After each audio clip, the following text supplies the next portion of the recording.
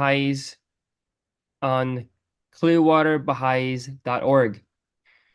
We're with Miss Eileen Maddox, returning speaker of ours. We're so happy to have. And this week's topic is Law and Order, from Hammurabi to Baha'u'llah. This Sunday, Eileen Maddox, a prolific author who has written various volumes that you are more than welcome to take a look at, starting with her inaugural book, 1844, Convergence in Prophecy for Judaism, Christianity, Islam, and the Baha'i Faith. You're welcome to check that book out, by the way, on Amazon.com. You can purchase it online. There's plenty of places to purchase it. 1844, Convergence in Prophecy for Judaism, Christianity, Islam, and the Baha'i Faith. This week's topic, Eileen invites us to explore the intricate themes of law, justice, and divine guidance in ancient texts through her program, Law and Order, from Hammurabi to Moses, inspired by contemporary society's increasing secularism and its often dismissive attitude towards the Hebrew Bible. Particularly, the misunderstood principle of eye for an eye, tooth for a tooth. Eileen embarks on a comparative study. Her research navigates the historical and moral landscapes shaped by the Code of Hammurabi and the codes of Moses, uncovering nuanced interpretations and remarkable insights. The program today is poised to challenge prevailing misconceptions by providing a comprehensive analysis of these ancient legal codes within their historical context.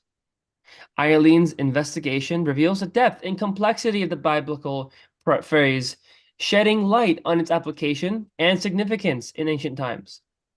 By examining these codes, not just as historical artifacts, but as foundational texts that continue to influence contemporary legal and moral thought, the program aims to foster a deeper appreciation for the intricate relationship between divine guidance and human law.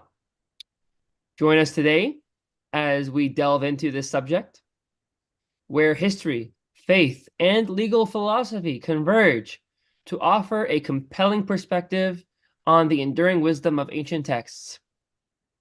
Again, to find more resources on this, please visit clearwaterbaha'is.org. And there is a Volume 3 special pre-order offer where you can go to soupllc.com for The Coming of the Glory, Volume 3 by Eileen Maddox.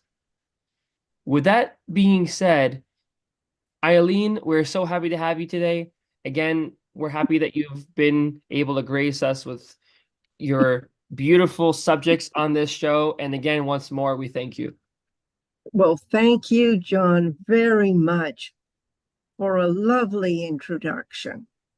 And I have hit the share screen.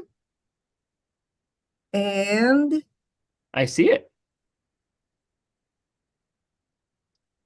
You see Lady Justice with the balance in her hand. Yes, but I don't see. There it is. And you still see, no, not that.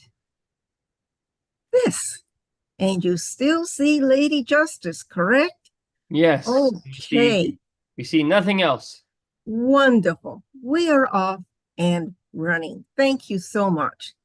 Very good. Law and Order, featuring the Mesopotamian Code of Hammurabi and the teachings of Moses. This talk was inspired by my pet peeve of hearing people dismiss the Hebrew Bible by citing an eye for an eye, a tooth for a tooth. Who needs that? The Hebrew Bible is primitive and irrelevant today. After hearing this comment one too many times, I decided to investigate and get to the bottom of this eye for eye business. First, I went to Baha'i sources. One of the earliest mentions was Nabil's report that the Bab was reading the Bible while he was imprisoned and being treated by a Western doctor for a blow to his face. Dr. Cormick treated the Baha and gave a long description of his impressions of the Baha and wrote, "Of his doctrine I heard nothing from his own lips, although the idea was that there existed in his religion a certain approach to Christianity. He was seen by some Armenian carpenters who were sent to make some repairs in his prison, reading the Bible, and he took no pains to conceal it, but on the contrary, told them about it."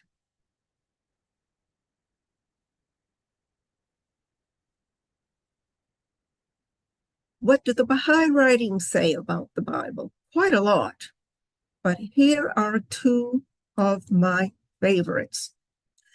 The Bible and the Gospels are most honored in the estimation of all Baha'is. It is the religious duty of every Baha'i to read and comprehend the meanings of the Old and New Testament. Abdu'l-Baha, who also said you must know the Old and New Testaments as the Word of God. Now, those are heavy. As any anthropologist would tell us, every society, whether primitive or modern, has its code of laws, whether simple or complex, oral or written. The American jurist Joseph Bradley in the 19th century wrote, "Society cannot exist without law. Law is the bond of society, that which makes it, that which preserves it, and keeps it together. It is, in fact, the essence of civil society." To set the stage for Hammurabi, let's go back to about 4000 BC. Context is vitally important to understand spiritual history. Nothing comes out of nowhere. In the time of the first manifestation, the primal will appeared in Adam. Adam was the first manifestation of God in the 6,000-year cycle from about 4000 BC to 1844 AD, which is called the Adamic cycle. The prophet Adam's teachings are said to be lost, and they are, but we still do know a fair amount about his dispensation, although we can't go into that today. A key concept from the Genesis story is the tree of knowledge of good and evil. This tree was the beginning of progressive moral codes for this cycle. The serpent represented humanity's immersion into a material world. Adam, man's lower nature, would till the soil among thorns and thistles. Eve, humanity's soul, would experience severe pain as she strove to give birth to higher consciousness by following divine law. The plan of God for humanity in this cycle is spiritual evolution, slow spiritual progress through several steps. Humanity could not skip vital steps in its progress, with the exception of a few amazing souls who have leapt to the spiritual finishing line. But we can't go into that today either. Previously, I mentioned the Adamic cycle of 6,000 years. Shoghi Effendi confirmed this when he wrote the following in 1952 about the launching of the 10-year plan. "Hail, with feelings of humble thankfulness and unbounded joy, opening of the holy year, commemorating the centenary of the rise of the orb of Baha'u'llah's most sublime revelation, marking the consummation of the 6,000-year cycle ushered in by Adam, glorified by all past prophets and sealed with the blood of the author of the Babi dispensation." Also important to this program is an understanding of the spiritual seasons. Each prophet of God sets in motion spiritual energy that manifests itself as seasons, starting with the spiritual springtime. The coming of a divine teacher like Adam is the spiritual springtime of freshness and new growth, new teachings to infuse the people. Then comes the divine summer of fruition, the consolidation of new teachings and the maturation of spring's efforts. Inevitably, though, in time, the essence of the prophet's teachings are mostly forgotten, remembered primarily through folklore and mythology. And winter is that most desolate time of perversion of the spiritual teachings, of systemic corruption and immorality. Winter is when the truths of the divine dispensation are corrupted or forgotten, and then war, materialism, gross social inequality, and other ills prevail. And now, let's set the physical setting for this program.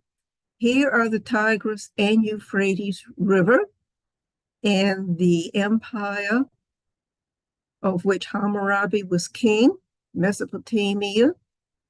And this is the Fertile Crescent, which was the green belt. Abram came from Ur, and he went all the way to the Holy Land. In Egypt, where Moses led his people from and where Jesus was born. The revelation of Adam was brought to Neolithic peoples living peacefully in small villages. Yes, peacefully. Archaeological excavations of Neolithic villages have uncovered little evidence of violence or war. They lived simply, growing crops and taking care of animals, and probably still hunting and gathering a bit, and probably had a reasonable level of social equality because everyone in the community was needed. The revelation of Adam triggered a flowering, an explosion of civilizational advancement, science and technology, the magnitude and speed of which would not be seen again until recent history, when another explosion of science, technology, cultural, and spiritual growth was triggered by the revelations of the Bab and Baha'u'llah. Again, context is important. The land between the Tigris and Euphrates rivers developed from small villages to large cities. The Mesopotamian region experienced the flow of the four spiritual seasons.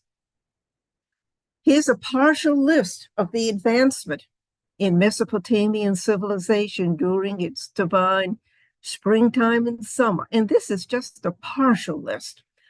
Cuneiform wedge writing, hydraulic engineering for canals, a plow that went 4 times deeper than the hoe, yokes and harnesses for animals, donkey-pulled wagons for intercity commerce, bricks, metallurgy, wool weaving, the potter's wheel, the sailboat, the astrolabe for naval navigation, tools like the pulley, lever, saw, and chisel, the arch, vault, and dome for massive construction projects, astronomy, the lunar calendar, the sundial, new pastoralism that used milk for yogurt and cheese, the sexagesimal system of mathematics based on the number 6 that is still in use today, like in our clocks, and more.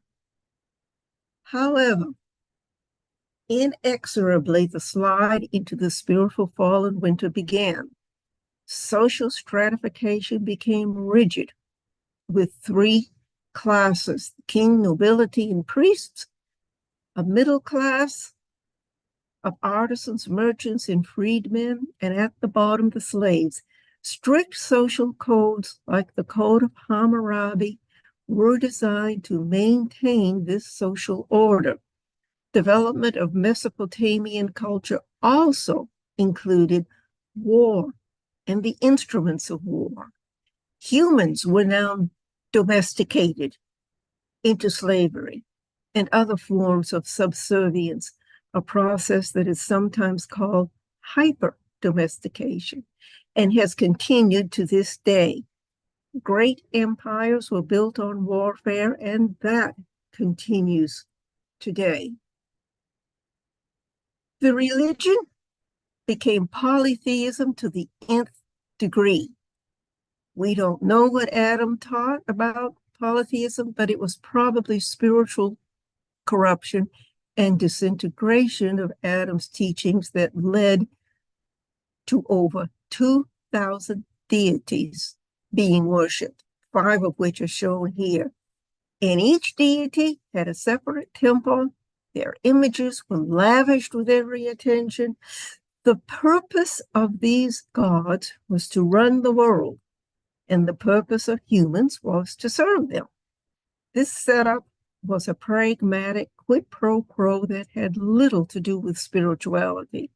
The gods appeared revered, but also feared, worshipped, but not trusted.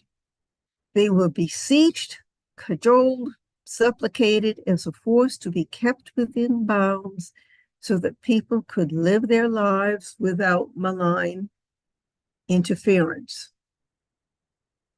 And here is the context for the Hammurabi Code. Enter Hammurabi, king of Babylon. He conquered other city-states to expand the Babylonian Empire. Now, there had always been codes of law for hundreds, thousands of years to govern commerce and agriculture, to compensate victims of crime, to punish violators of the law, and to keep the social order. Law and order. Late in his reign, Hammurabi had a compilation made of the legal decisions made during his reign. In other words, the Code of Hammurabi was a body of case law, and it was not anticipated that this law would ever change. And it's also the most recent code available for Mesopotamia. The Code of Hammurabi was inscribed on a 4-ton stone slab and set up in the temple of Marduk, the god of Babylon. This is the only source of the code that is still available today, and it is now in the Louvre in Paris. The top of the stela, and here is the top, shows Hammurabi on the left, receiving the law from Shamash, the Babylonian god of justice, on the right. And the code is chiseled below, and the code was done over and over and set up in every city in Mesopotamia. And this is a brief summary of what the Hammurabi Code emphasizes. The format, if then, whether commercial, civil, or criminal, the results were preset. It emphasizes the laws of retribution, but also the laws of compensation and making whole. Both are according to class, but the emphasis is on making the victim whole as a measure of justice. The code admits no claim that is not substantiated by documents or the oath of witnesses. The code assumes innocence until proven guilty. Oh, does that sound familiar? Vicarious punishment. Okay, here's an example. If a man who has a son and that man kills another man who also has a son, the killer's son will be killed That is vicarious punishment. It's the Code of Hammurabi, this uniform law that prevailed throughout the empire. And its avowed purpose was justice, but within a rigid social hierarchy that determined specific punishments and compensations. The code has 3 sections: an introduction, a body of 282 case laws, and an epilogue. Here is one excerpt from the introduction to give you the flavor. When Abu the Sublime and Bel, the Lord of heaven and earth, assigned to Marduk, deity of Babylon, called by name me, Hammurabi, to bring about the rule of righteousness in the land, to destroy the wicked and evil doers, so that the strong should not harm the weak and enlighten the land, to further the well-being of mankind. We see here that the code was intertwined with the gods.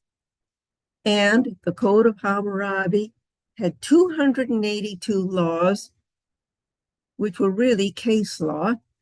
Many covered the rules of commerce, agricultural arrangements, and what we would call warranties on work done. Here are 3 examples.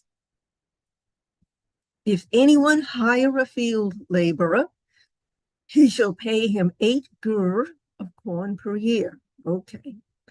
A gur equaled 800 US gallons, or about 12 shekels.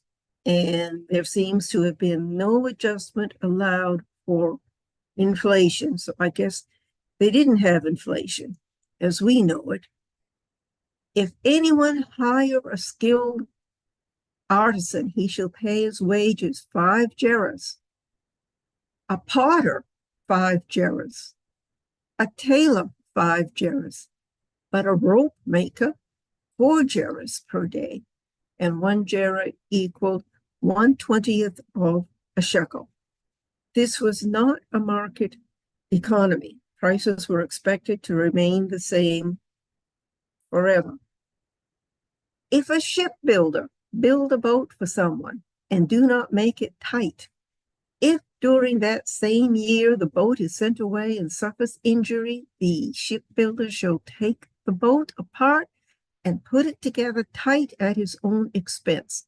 The tight boat he shall give to the boat owner, and that was a warranty.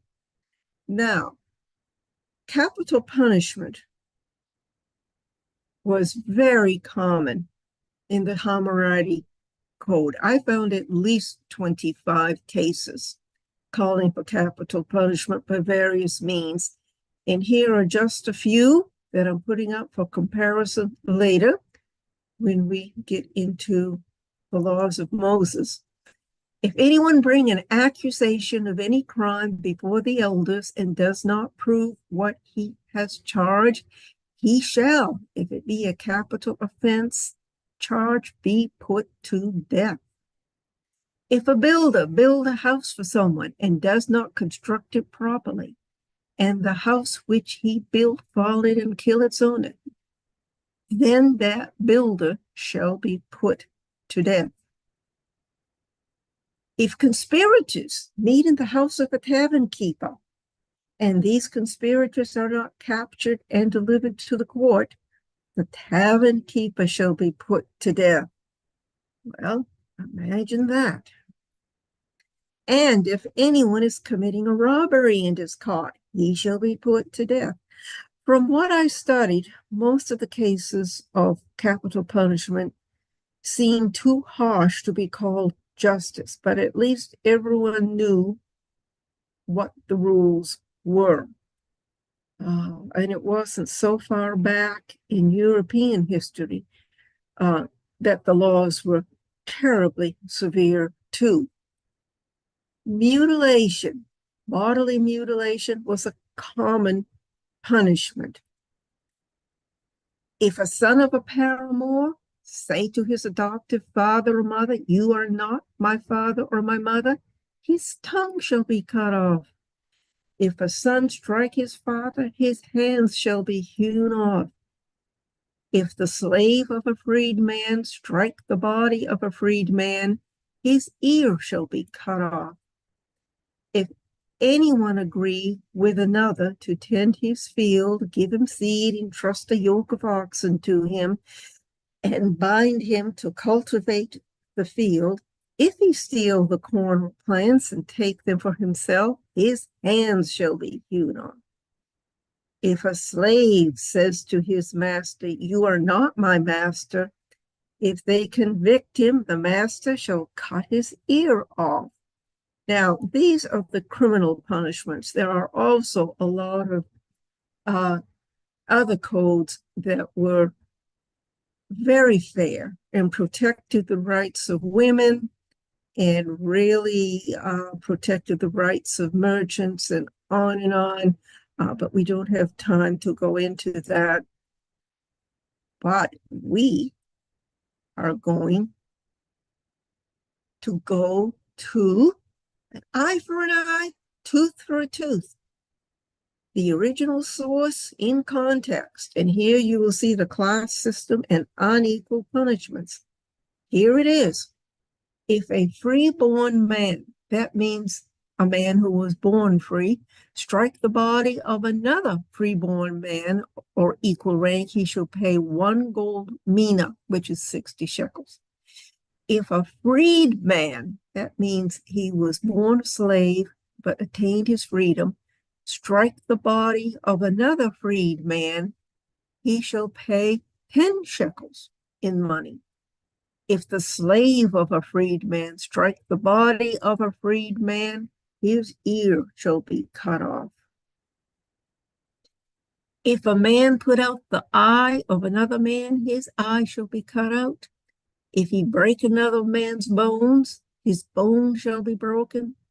If he put out the eye of a freedman or break the bone of a freedman, he shall pay 1 gold mina.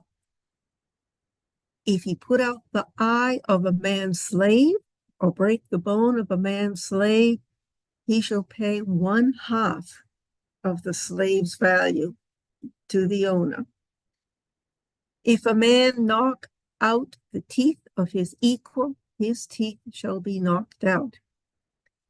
If he knock out the teeth of a freedman, he shall pay 1/3 of a gold mina, 20 shekels. Okay. That is how it is. The Code of Hammurabi starts with an epilogue. And this is what it says. It ends with an epilogue. The king who ruleth among the kings of the cities am I. My words are well considered. There is no wisdom like unto mine. By the command of Shamash, the great judge of heaven and earth, let righteousness go forth in the land.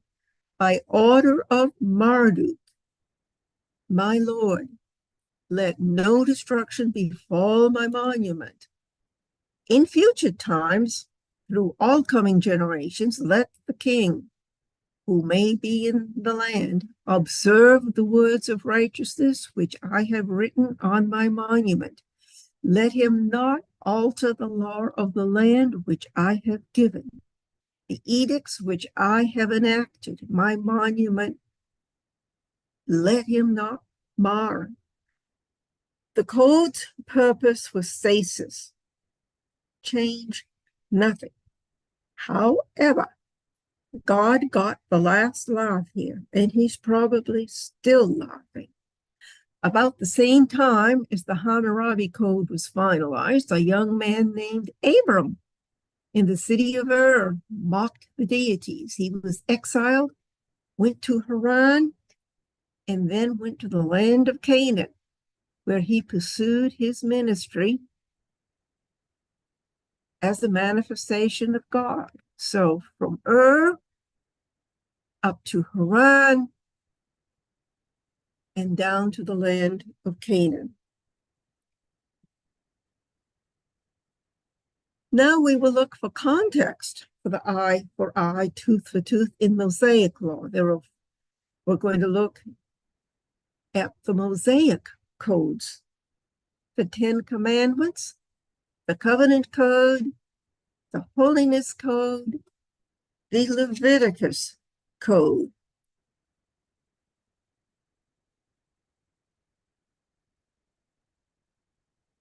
As we remember,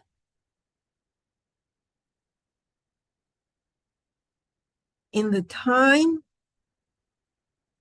of Hammurabi and Moses, the social conditions were much, much different from ours.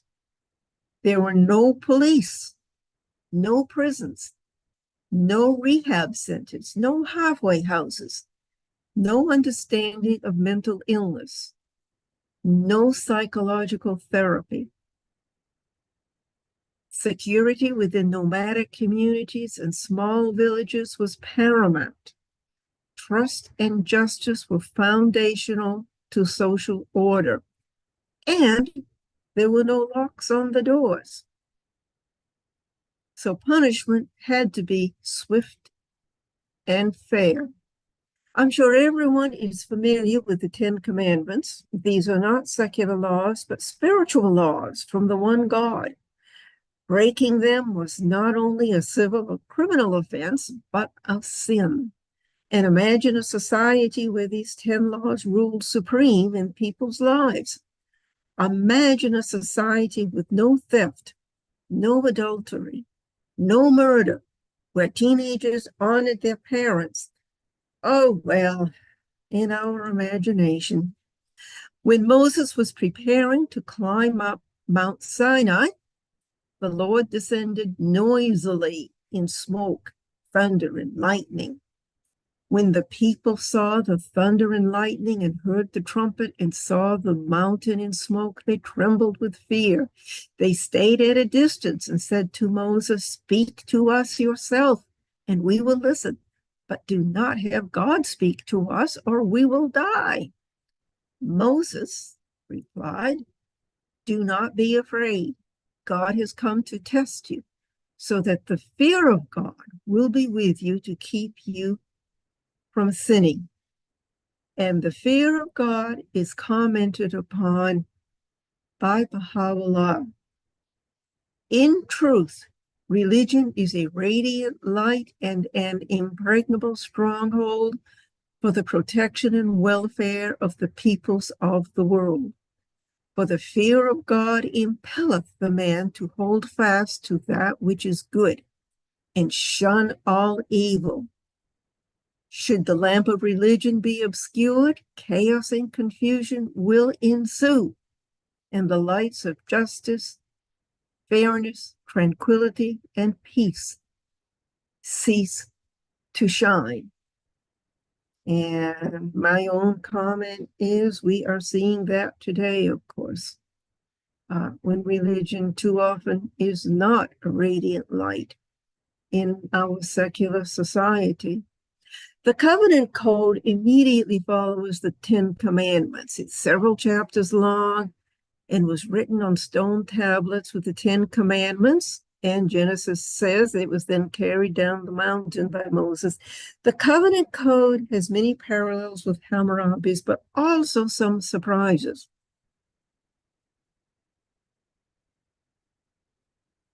Everything from Mosaic law came from God. Transgressions were sins. What was against the social order in Mesopotamia would be spiritually immoral for the Hebrews. Now, we are going to cut with a fine knife through the Covenant Code to find the context for eye for eye, tooth for tooth, hand for hand, foot for foot, burn for burn, wound for wound, bruise for bruise.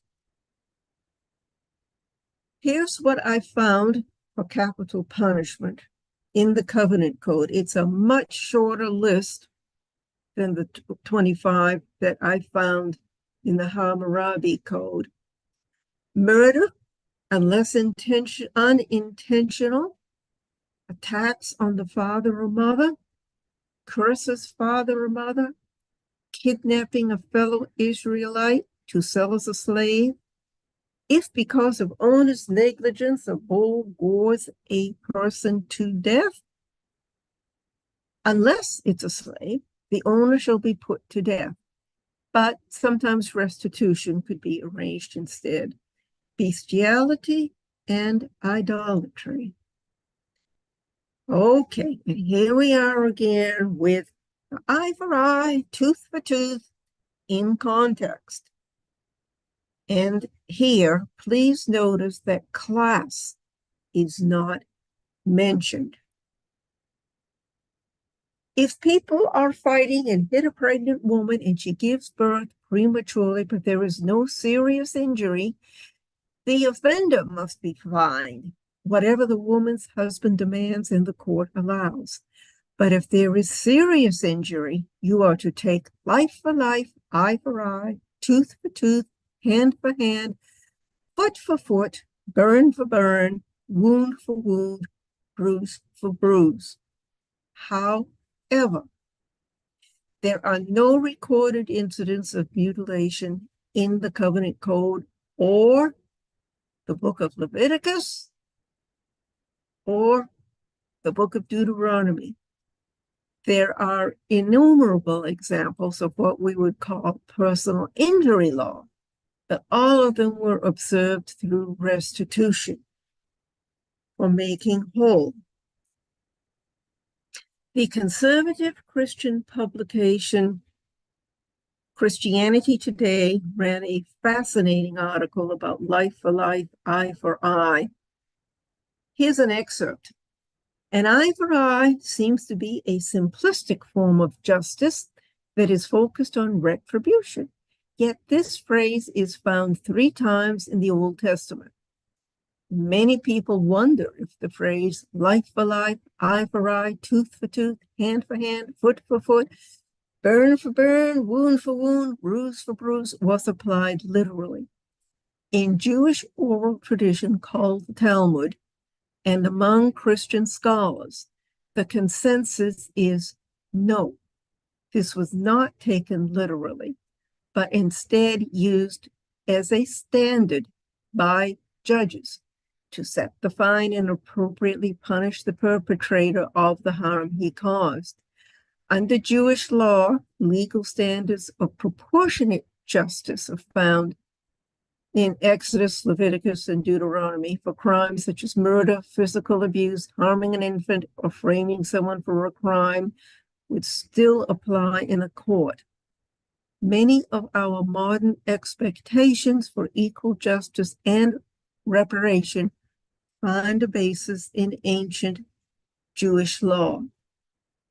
Now, the Covenant Code also set a moral code far beyond what the intent of the Hammurabi Code set, which was not concerned with moral values. Do not mistreat or oppress a foreigner, for you are foreigners in Egypt. Well, I wish this country would listen to that at the southern border. Do not take advantage of the widow or the fatherless. If you loan money to one of my people among you who is needy, do not treat it like a business deal. Charge no interest. Do not spread false reports. Do not help a guilty person by making a malicious witness. Do not deny justice to your poorer people in their lawsuits. Do not follow the crowd in doing wrong. Now, the Sabbath was given in the 10 Commandments. 6 days to labor, and the 7th day to rest and not do any work. And the law of the Sabbath was monumental. Never before had a regular day of rest been recognized that we know of. It was repeated in the covenant code to include the welfare of work animals and the land. 6 days do your work, on the seventh day do not work, so that your ox and your donkey may rest, and so that the slave born in your household and the foreigner living among you may be refreshed. And then the Sabbath was extended to the land. For 6 years, you are to sow your fields and harvest the crops, but during the 7th year, let the land lie unplowed and unused. Then the poor among your people may get food from it, and the wild animals may eat what is left. Do the same with your vineyard and your olive grove. And I suspect that this was also actually good agricultural practice to let the soil replenish itself. The holiness cord in Leviticus. The book of Leviticus gives innumerable and exacting laws about sacrifices, laws governing the priests, the laws of clean and unclean, and I'm going to spare you all of that. The holiness code is 10 chapters, and we will use surgical precision to extract what we need to set the context for eye for eye, tooth for tooth. Starting again with capital punishment, I found 10 in this code, and they are all pretty much the same as what we have seen before. And then we reach sacrificing one's children to Moloch. Moloch was a Canaanite deity who evidently, it was believed, demanded the sacrifice of children in order to do his job for the Canaanite people. Incest, adultery was there before incest, including in-laws and step relations, although some categories mention dishonor rather than death. Practicing mediumship or spiritism. Why do you think that's there? I think it's because it takes people's attention away from God and sets them off searching in a superstitious and very self-centered manner. And blasphemy. I think this is a new for blasphemy. Mutilation. Oh, here we are again. These verses pop in out of nowhere about eye for eye, tooth for tooth. Anyone who takes the life of someone's animal must make restitution, life for life. Anyone who injures their neighbor is to be injured in the same manner. Fracture for fracture, eye for eye, tooth for tooth. The one who has inflicted the injury must suffer the same injury. Anyone who fractures their neighbor, who injures their neighbor, is to be injured in the same manner. Fracture for fracture, eye for eye, tooth for tooth. The one who has inflicted the injury must suffer the same injury. But again, there are no other examples of mutilation as punishment in the book of Leviticus. I think that these two verses are giving emphasis to making the victim whole in an appropriate way, a symbolic way, by making restitution, such as paying the medical bills and other costs. How would injuring the perpetrator make the victim's life whole? And we have a list of do nots. Do not have sexual relations with a man as with a woman. That is detestable. And Baha'u'llah did reinforce that. Do not hold back the wages of a hired worker overnight. Back then, day workers in the fields were paid at the end of the day. If they did not get paid, they and their families would probably go hungry. Do not curse the deaf or put a stumbling block in front of the blind, but fear your God. They did not have the same empathy for handicapped people that we are used to today, or measures to help them. Do not do anything that endangers your neighbor's life. I am the Lord. Do not practice divination or seek omens. Again, this is superstition that takes the person away from God. Do not cut your bodies for the dead, which was a way of mourning, or put tattoo marks on yourselves.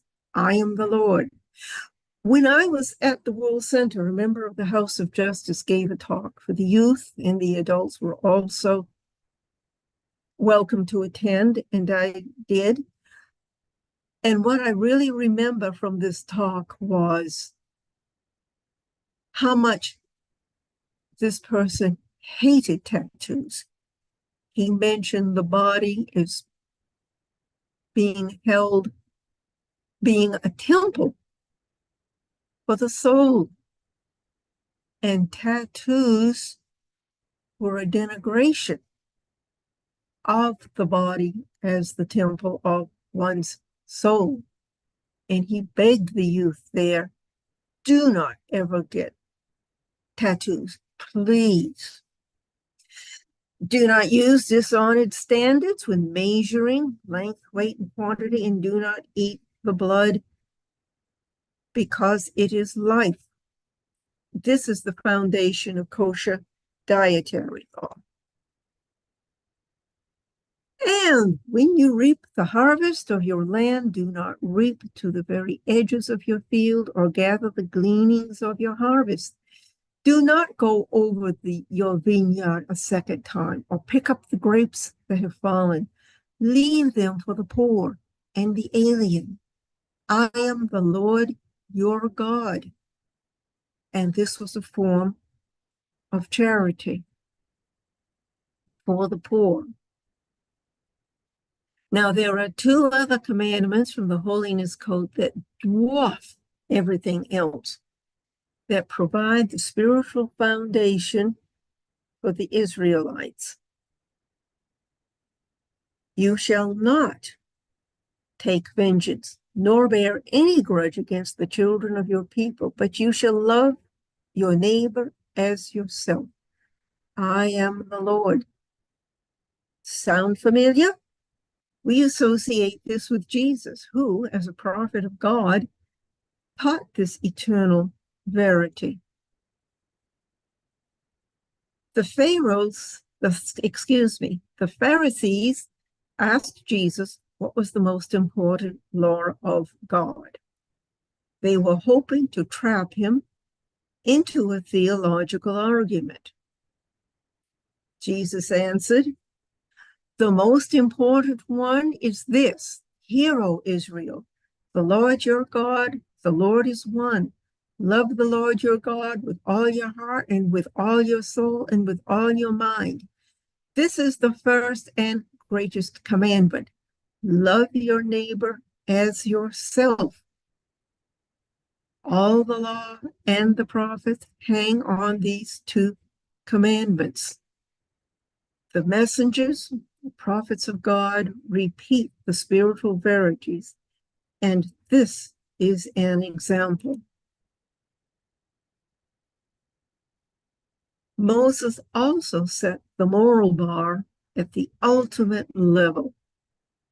Be holy, for I, the Lord your God, am holy. Please, if you are ever tempted to dismiss the Hebrew Bible because of an eye for eye, tooth for tooth, please do keep in mind the foregoing, and Moses teaches on loving our neighbors as ourselves and aspiring to be holy. and all the other enlightened do's and don'ts. And if you hear anyone else dismissing the Hebrew Bible because of the eye for eye, please remind them where love thy neighbor as thyself was first uttered, and where be holy came from. And in regard to this, as though the preceding wasn't enough, the Lord designated appointed festivals, religious festivals for the people. The Sabbath was repeated and given as one of them. Then Passover, the offering of the first fruits, the festival of weeks, Shavuot, the festival of trumpets, Rosh Hashanah, the Day of Atonement, Yom Kippur, the festival of tabernacles, Sukkot,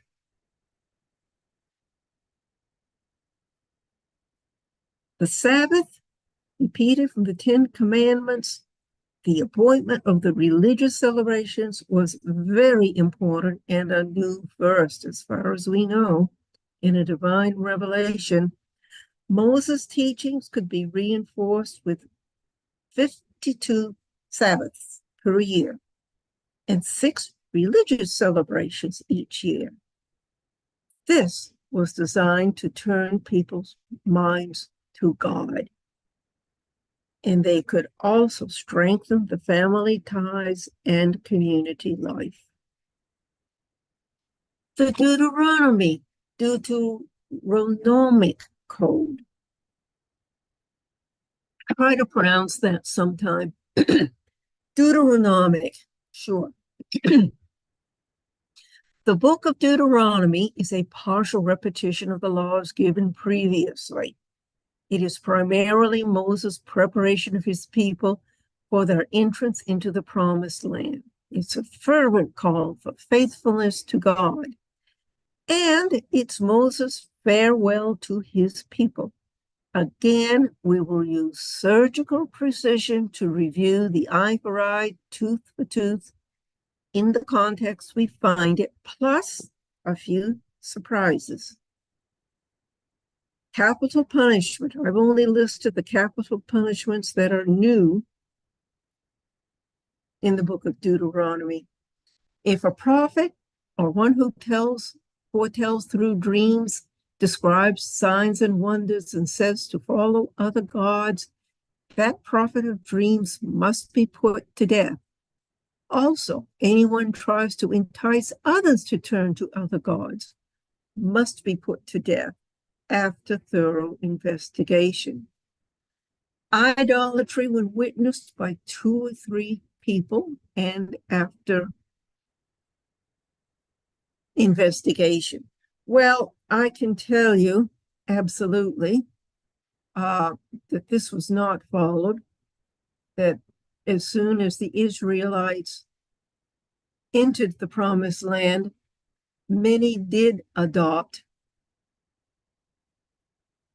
the gods of the Canaanites, and the prophets, the canonical prophets railed against this situation for years, for hundreds of years,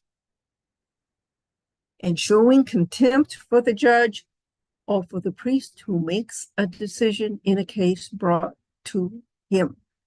You must purge evil from Israel. This is stated many times.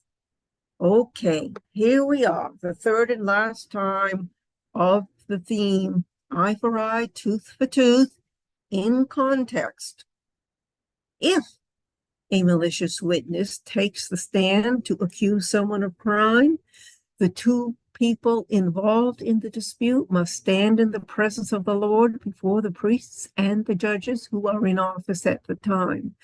The judges must make a thorough investigation, and if the witness proves to be a liar, giving false testimony against a fellow Israelite, then do to the false witness as that witness intended to do to the other party.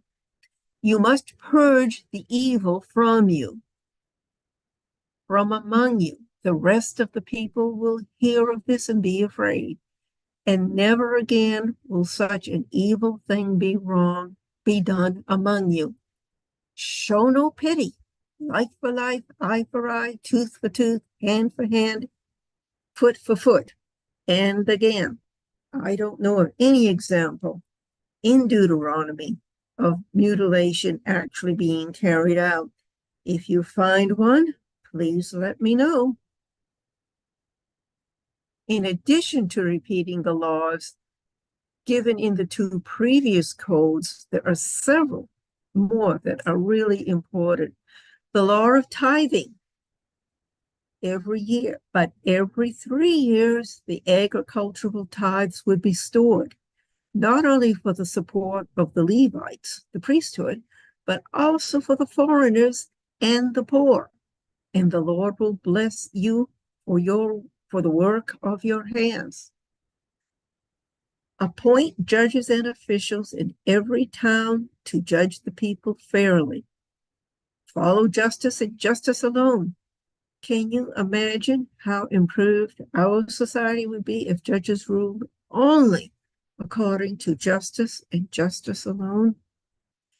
Designate cities of refuge to which those who innocently kill someone can flee from blood revenge, but the guilty will be returned to his town and turned over to officials. Parents are not to be put to death for their children, nor children to be put to death for their parents. Each will die for their own sin. Here we have vicarious punishment abrogated. Only charge a foreigner interest, not an Israeli. And a 7-year debt cancellation. 7 years, yes. Every 7 years, debts were to be canceled, except in the commercial area between businessmen. Debt cancellation had been used in Mesopotamia for hundreds, if not thousands of years, when needed to renew the economy and return society to quote-unquote normal by returning the land to peasants who had sold themselves into debt slavery, by giving poor people renewed opportunity, and by dismantling what we call monopolies or conglomerates that dominated markets. All loans made to fellow Israelites were to be canceled. If anyone is poor among your fellow Israelites, be open-handed and freely lend them whatever they need. Be careful not to harbor this wicked thought. Oh my, the 7th year, the year for canceling debts is near. Give generously to them and do so without a grudging heart. Then, because of this, the Lord your God will bless you in all your work and in everything you put your hand to. If any Hebrew man or woman sold themselves to serve for 6 years, in the 7th they must be freed and supplied liberally from the owner's flocks and food. Remember that you were slaves in Egypt and the Lord redeemed you. That is why I give you this command today. Now,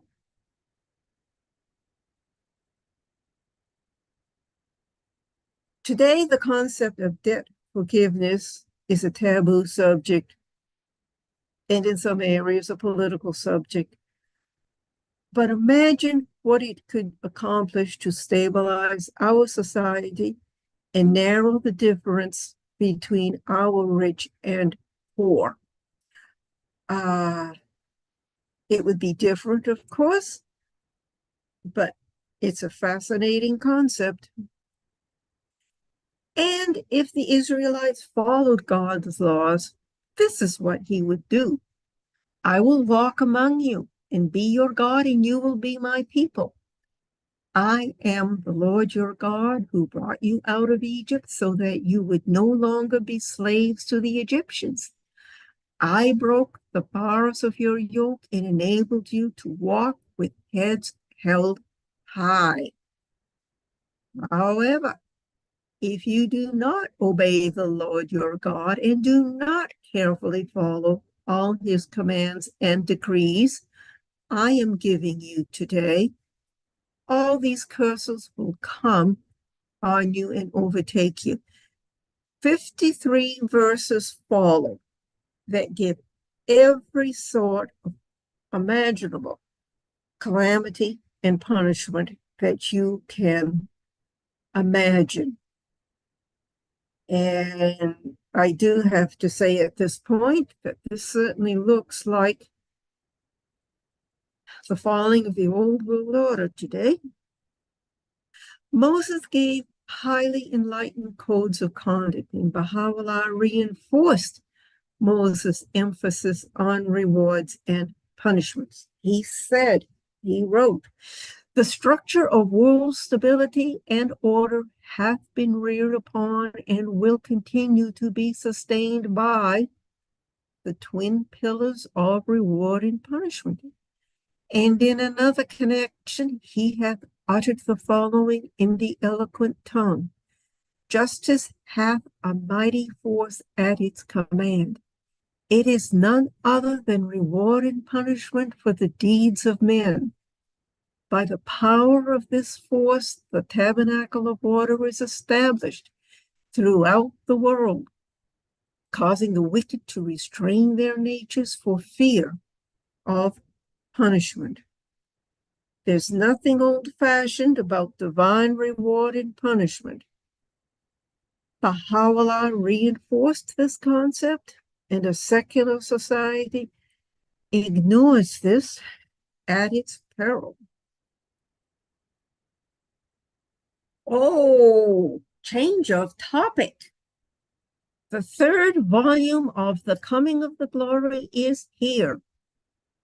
Doesn't looking at all three covers of this trilogy feel good?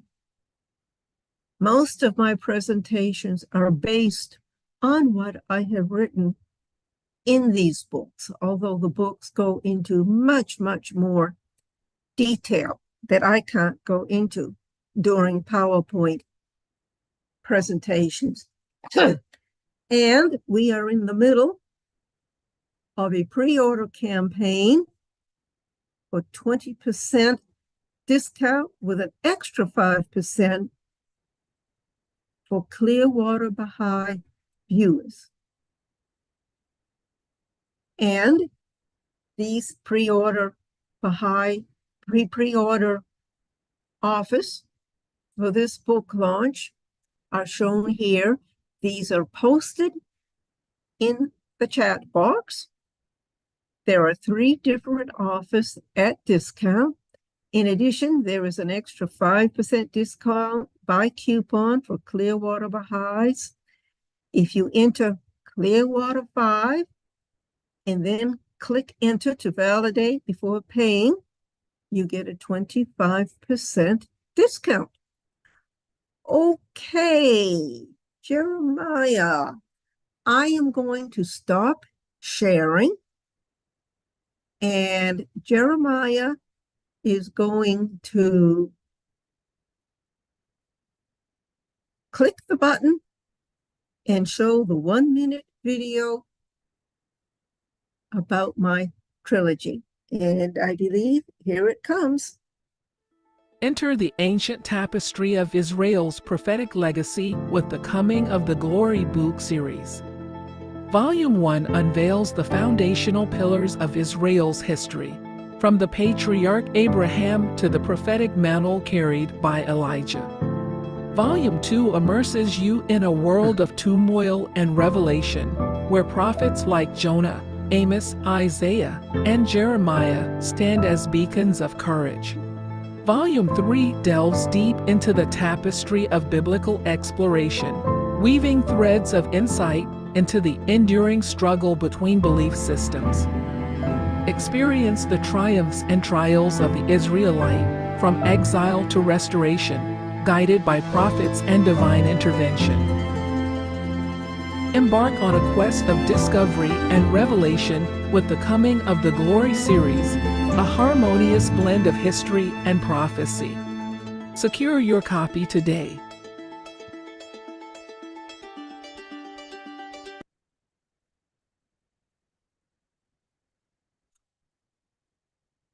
Thank you, Jeremiah. You were really on top of that. And I guess I'll turn it over to John for questions and answers. Hello there. Welcome. Thank you everyone for having asked questions in the chat.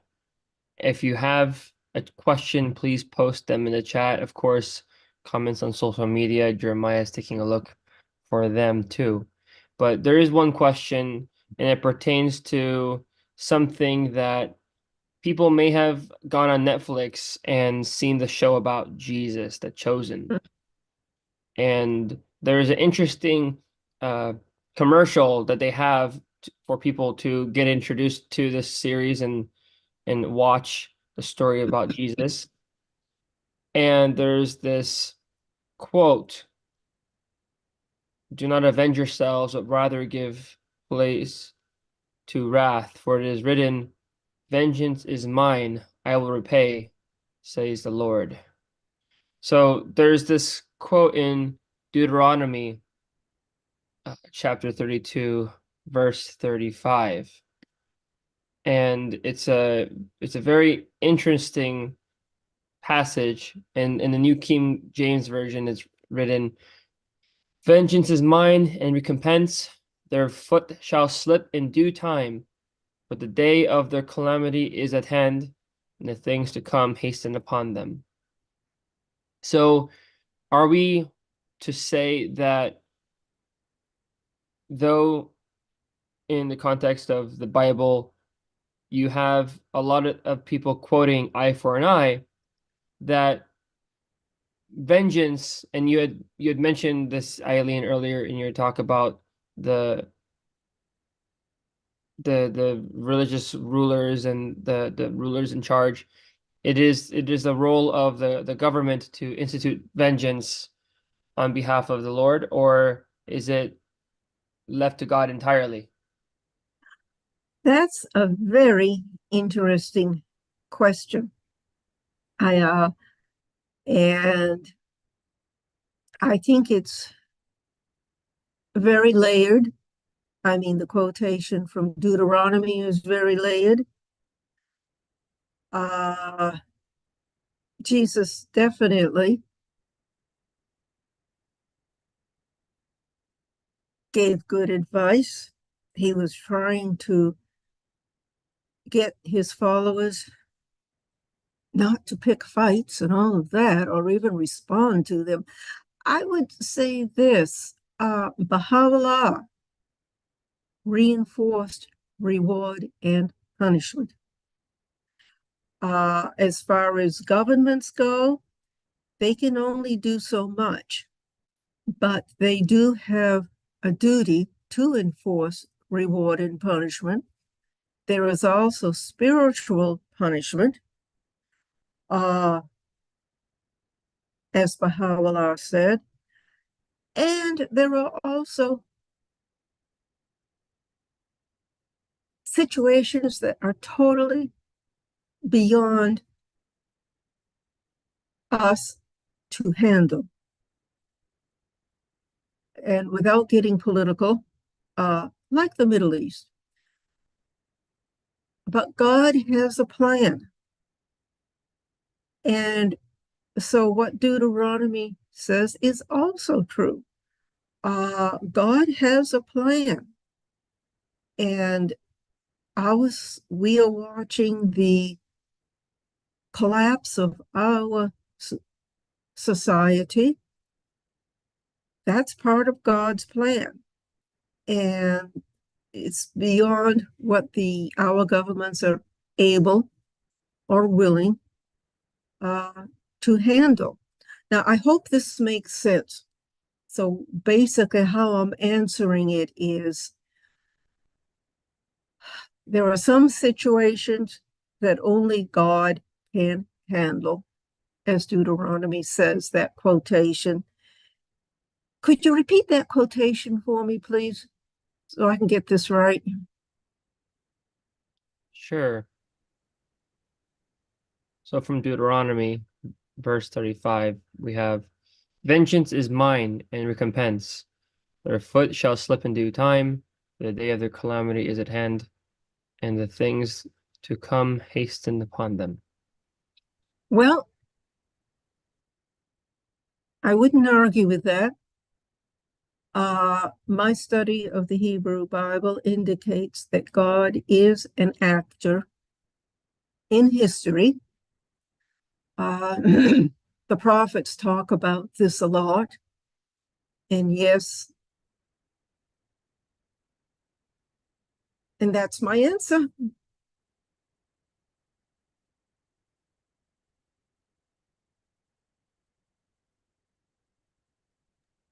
Thank you very much. Thank you. So a question from the audience as well. How do we learn more about the Code of Hammurabi?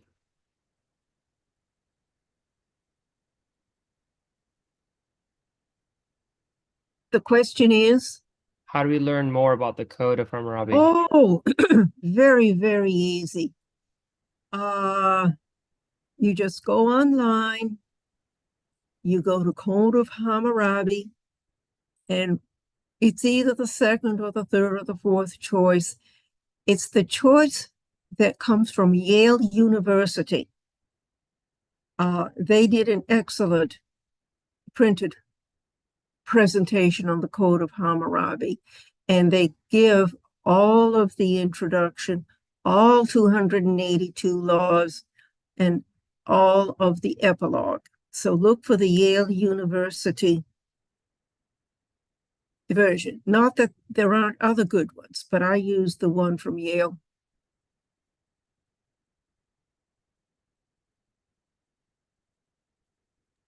Thank you so much for sharing that with us. We appreciate it. So with that being said, I don't see another question here online. I've been taking a look. I don't see any more. I want to thank you so much. Jeremiah posted the link in the chat for the Yale link for those of you interested. And with that being said, we thank you very much, Eileen, for being here with us today and for sharing this with us in your presentation. And again, we thank you for spending time to go through the effort to explain so much that, well, a lot of people just don't know about simply because they don't read. But even though even though people may choose to read, it's so difficult to not get the context in which the language is, and it requires even further reading people don't even realize. So we're thankful that you went through and helped us to provide some context and hopefully inspiration that we can all go and read ourselves too. So we thank you for that, and all of you who have been watching here today. Hopefully you're inspired, and they say you reap what you sow. Literally, Eileen is reaping what she's sown by actually going through and providing all of this for us. We hope you do too, so you can have a understanding of our religious past, so that we can better understand our future and hopefully avoid repeating mistakes of the past just as much as they were there to help us come to this present and build a better future. So we have some members of the audience saying thank you.